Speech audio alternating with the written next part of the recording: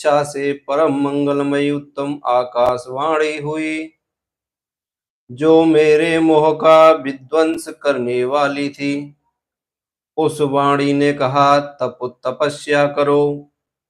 उस आकाशवाणी को सुनकर मैंने राम जय राम, श्री राम जय जय राम। अब प्रभु कृपा करो ये भांति, सब तज भजन करो दिन राति।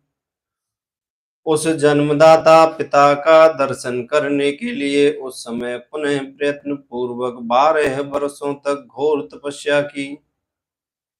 तब मुझ पर अनुग्रह करके ने के लिए 4 भुजाओं और सुंदर नेत्रों से सुशोभित भगवान विष्णु वहां सहसा प्रकट हो गए। उन परम पुरुष ने अपने हाथों में शंख चक्र गदा और पद धारण कर रखे थे। उनके सारे अंग सजल जलधर के समान श्याम कांति से सुशोभित थे।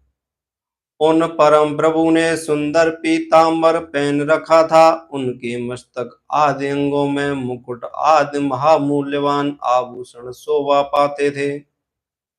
उनका मुखारविंद प्रसन्नता से खिला हुआ था। मैं उनकी छवि पर मोहित हो रहा था। वे मुझे करोड़ों कामदेवों के समान मनोहर दिखाई दिए। उनका यह अत्यंत सुंदर रूप देखकर मुझे बड़ा आश्चर्य हुआ। वे सांवली और सुनहरी आभा से उद्भासित हो रहे थे। उस समय उन सत्य स्वरूप सर्वात्मा 4 भुजा धारण करने वाले महाबाहु नारायण देव को वहां उस रूप में अपने साथ देखकर मुझे बड़ा हर्ष हुआ। तदनंतर उन नारायण देव के साथ मेरी बातचीत प्रारंभ हुई। भगवान शिव की लीला से वहां हम दोनों में कुछ विवाद छिड़ गया। इसी समय हम लोगों के बीच में एक महान अग्नि स्तंभ ज्योतिर्मय लिंग प्रकट हुआ। मैंने और श्री विष्णु ने क्रमशः ऊपर और नीचे जाकर उसके आदि अनंत का पता लगाने के लिए बड़ा प्रयत्न किया, परंतु हमें कहीं भी उसका और छोर नहीं मिला। मैं थक कर ऊपर से नीचे लौट आया और भगवान विष्णु भी उसी तरह नीचे से ऊपर आकर मुझसे मिले। हम दोनों शिव की माया से मोहित थे। श्री हरि ने मेरे साथ आगे पीछे और अलग बगल से परमेश्वर शिव को प्रणाम किया। फिर वे सोचने लगे, यह क्या वस्तु है, इसके स्वरूप का निर्देश नहीं किया जा सकता, क्योंकि न तो इसका कोई नाम है और न कर्म ही है। लिंग रहित तत्व ही यहाँ लिंग भाव को प्राप्त हो गया है। ध्यान मार्ग में भी इसके स्वरूप का कुछ पता नहीं चलता। इसके बाद मैं और श्रीहरि दोनों ने अपने चित्त को स्वस्थ करके उस अग्नि स्तंभ को प्रणाम करना प्रारंभ किया।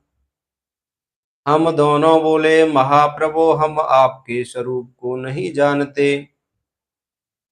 आप जो कोई भी क्यों न हो, आपको हमारा नमस्कार है। महेशान, आप शीघ्र ही हमें अपने यथार्थ रूप का दर्शन करवाइए। मुनि श्रेष्ठ इस प्रकार अहंकार से अविष्ट हुए। हम दोनों ही वहां नमस्कार करने लगे। ऐसा करते हुए हमारे 100 वर्ष बीत गए। ब्रह्मा और विष्णु को भगवान शिव के शब्दमय शरीर का दर्शन ब्रह्मा जी कहते हैं, मुनि श्रेष्ठ नारद, इस प्रकार हम दोनों देवता गर्व रहित हो निरंतर प्रणाम करते रहे। हम दोनों के मन में एक ही अभिलाषा थी कि इस ज्योतिर्लिंग के रूप में प्रकट हुए परमेश्वर प्रत्यक्ष दर्शन दें। भगवान शंकर, दीनों के प्रतिपालक, अहंकारियों के